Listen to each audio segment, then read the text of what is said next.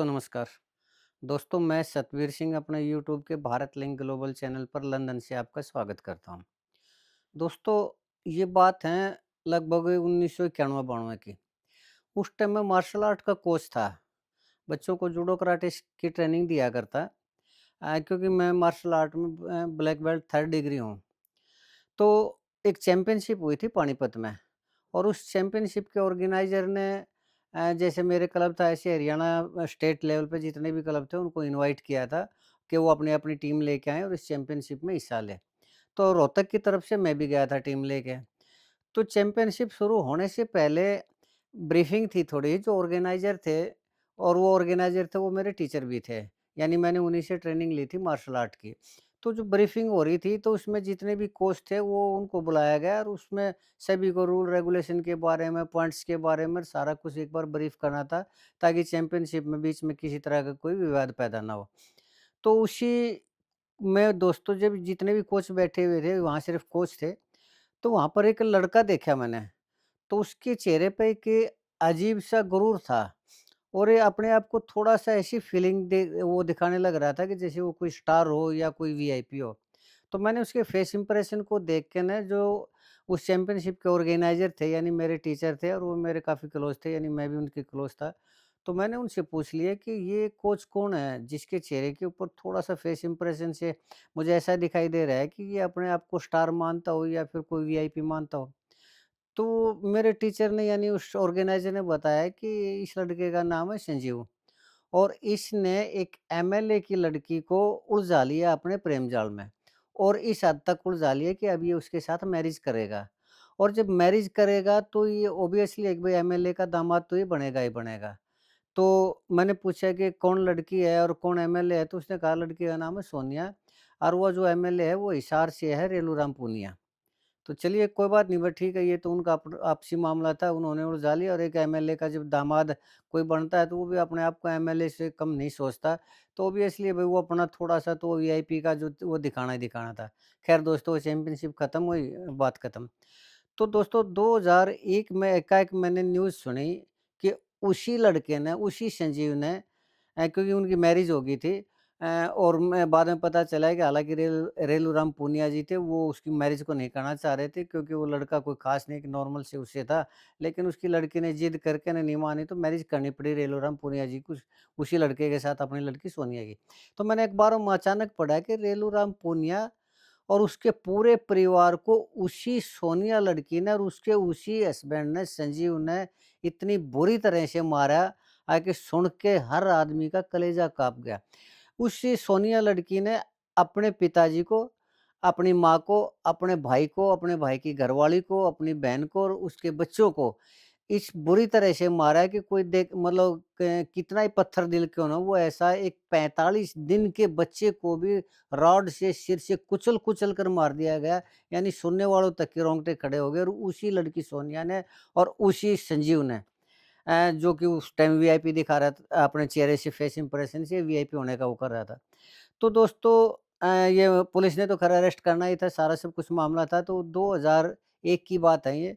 तो 2004 में district session court ने उनको दे दी फांसी की सज़ा और फिर वो मामला गया हाई कोर्ट में, तो हाई कोर्ट ने भी फांसी की सज़ा दे दी। फिर 2007 में गए सुप्रीम कोर्ट में, सुप्रीम कोर्ट ने भी फांसी की सज़ा दे दी उनको। उसके बाद उन्होंने याचिका डाली राष्ट्रपति के पास, क्योंकि हमारे संविधान के अंदर ये नियम है कि राष्ट्रपति को ये अधिकार होता है कि वो किसी भी कातिल की, चाहे उसने कितने ही कत्ल क्यों न कर रखे हो, अगर राष्ट्रपति चाहे तो दया दिखा के उसको बिल्कुल माफ़ कर सकता है या उसकी सज़ा कम कर सकता है या फांसी की सज़ा को आजीवन कारावास में बदल सकता है या उसकी सज़ा को कितना ही कम कर दे, ये संविधान में हमारे में व्याख्या है। यानी चाहे उसने 50 कत्ल कर रखे हो, अगर राष्ट्रपति का मूड होगा तो वो 50 कत्ल के बावजूद भी उसको बिल्कुल बरी कर सकता है, ये हमारे संविधान में है। तो उन्होंने जो राष्ट्रपति को दया याचिका डाली थी तो उसमें डिले हो गई। डिले इसलिए होगी कि हमारे संविधान में ये भी लिखा हुआ है कि राष्ट्रपति को उस दया याचिका पर फैसला लेने के लिए कोई समय सीमा नहीं है। यानी वो चाहे जितने मर्जी टाइम लगा सकते हैं हमारे राष्ट्रपति जी, चाहे वो उस पे फैसला लें या ना लें, या चाहे वो 10 साल या कितने ही साल के हो ना, वो उनके ऊपर निर्भर है राष्ट्रपति जी के ऊपर कि वो कब फैसला दें।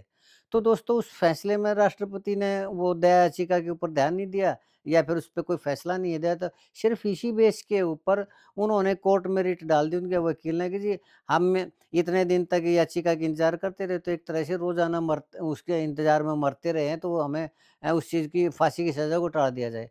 तो सुप्रीम कोर्ट ने दोस्तों उनको फांसी की सज़ा को आजीवन कारावासों में बदल दिया, यानी फांसी से वो बच गए। तो उन्होंने कुछ सज़ा काट ली। तो अब दोस्तों हालाँकि जो आजीवन कारावास है, आजीवन कारावास होते हैं मरते दम तक। लेकिन ये मरते दम तक की अब व्याख्या करने लगे हैं। पहले जो आजीवन कारावास था वो उसको लगभग 20 साल की माना जाया करता। तो उस 20 साल की सज़ा अगर कोई पूरी कर लिया करता तो उसको आजीवन कारावास मान लिया जाया करता। तो इसी बेस के ऊपर संजीव ने और उसकी जो पत्नी थी सोनिया जी, उन्होंने अपने बाप को, अपने भाई को, सभी को बुरी तरह से मारा था। अच्छा थोड़ा आप बीच में ये और बता दूँ कि मामला क्या था, क्यों मारा था? तो मामला था दोस्तों प्रॉपर्टी का। और जो रेलूराम पूनिया की थी उनकी 2 वाइफ़ हुआ करती, तो ये जो सोनिया थी और इसका जो भाई था सुनील, वो अलग-अलग माँओं के थे। बाप था रेलूराम पूनिया। तो प्रॉपर्टी का झगड़ा था और वो सुनील के साथ प्रॉपर्टी के झगड़े को लेकर रोज़ाना झगड़ा करती रहा करती और अपने पिताजी के ऊपर, रेलूराम पूनिया जी के ऊपर दबाव डाला करती कि मेरे हिस्से की जो प्रॉपर्टी है उसको दो, और मैं या फिर मेरे हस्बैंड को इतने लाख रुपए दो, 50 लाख या 1 करोड़ रुपए, क्योंकि रेलूराम पूनिया जी उस टाइम लगभग 50 करोड़ की प्रॉपर्टी के ओनर थे। तो उसी के ऊपर उस सोनिया ने, जब वो रेलूराम पूनिया ने नई प्रॉपर्टी दी तो उसने एक थोड़ा-सा माहौल ठीक करके ना एक पार्टी दी अपनी बहन के जन्मदिन, उसकी सोनिया की जो बहन थी, कि मैं इसके जन्मदिन की पार्टी मनाऊँगी, और वो पार्टी में सारा परिवार इकट्ठा हुआ और उन्होंने उसके खाने में मिला दी अफ़ीम, और सारा का सारा एकदम परिवार बेहोश हो गया एक तरह से खा के, नहीं यानी उनको नींद आ गई। और उस नींद के नशे में सोनिया ने और उसके पति ने उन 8 आदमियों का कत्ल कर दिया, 45 दिन के बच्चे समेत। तो ख़ैर दोस्तों, तो ये था जो उन्होंने इतनी क्रूरता दिखाई, इतनी बुरी तरह से उनको मारा, लेकिन संविधान ने मात्र इसलिए कि राष्ट्रपति ने, एक तो पहली बात तो ये देखिए दोस्तों कि राष्ट्रपति की कोई समय सीमा नहीं है, लेकिन इसी बेस के ऊपर कि राष्ट्रपति ने टाइम से फैसला नहीं दिया इस याचिका के ऊपर, इसीलिए उनकी फांसी की सज़ा को माफ़ कर दिया गया। और अब दोस्तों ये है कि अब उन्होंने याचिका डाली और उसके ऊपर ये फैसला आया है कि अब वो जो उनकी आजीवन कारावास की सज़ा है, वो सज़ा भी बिल्कुल ख़त्म होगी। यानी कोर्ट उनको अब आज़ाद करने जा रहा है, और ये जो फैसला है दोस्तों ये आज हो चुका है। या तो ये वीडियो आपको तब तक मिलेगी, तब तक उनको छोड़ दिया जाएगा, नहीं तो 1-2 दिन के अंदर कोर्ट का फैसला आ जाएगा और उनको बरी कर दिया, आज़ाद कर दिया जाएगा। अब दोस्तों सवाल ये है कि हमारी जो कोर्ट है ना, सुप्रीम कोर्ट, किसी भी ऐसे कानून को जो संसद पूरे विधि विधान से बनाता है, पूरे संवैधानिक मर्यादाओं का या उनका पालन करके संसद में पास करवाता है, और उसके बावजूद सुप्रीम कोर्ट उसको निरस्त कर देती है कि नहीं, ये ठीक नहीं है और ये संविधान की मर्यादा के खिलाफ है, इसका मूल ढांचा खराब हो रहा है, ये हो रहा है, वो हो रहा है, दुनिया भर के बहाने लगाकर जिस भी कानून को सुप्रीम कोर्ट चाहे उसको रद्द कर सकती है। अभी आपने पीछे देखा होगा कि एक तो ये कॉलेजियम वाला है वो कानून रद्द कर दिया, एक ये वो उसका एक और कोर्ट का वो था, उसमें मतलब 2-3 ऐसे फैसले उसमें, डिटेल ट्रिब्यूनल कोर्ट का, उसमें मैं आपको डिटेल में बताऊँगा कौन से फैसले क्यों और कब सुप्रीम कोर्ट ने निरस्त कर दिए, जो कि संसद से पास हुए थे। लेकिन ये जो ऐसा कानून है ना दोस्तों, ये सुप्रीम कोर्ट ने कभी भी नहीं सोचा इसके ऊपर कि ऐसे कानून को रद्द कर दिया जाए, कि एक बार इतने क्रूर हत्यारे हैं, उनको आज़ाद करने का अगर कोई भी लूप होल है, उसको बंद कर दिया जाए, वो या उसके ऊपर स्पष्ट व्याख्या दी जाए और ऐसा प्रावधान किया जाए कि जिसको फांसी की सज़ा होगी, तो फांसी की सज़ा होगी ही होगी। लेकिन ये विडंबना देखिए, हमारे कानून की देखिए, हमारी कोर्ट की देखिए, कि जिसने 8-8 अपने पूरे के पूरे खानदान को, अपने घर को शमशान घाट बना दिया, और आज वो आज़ाद घूमेंगे, बिल्कुल अपनी पूरी ज़िंदगी का एन्जॉय लेंगे, 8 आदमियों का कत्ल करने के बाद भी। तो दोस्तों ये हमारे संविधान की हालत है, और ये वो है।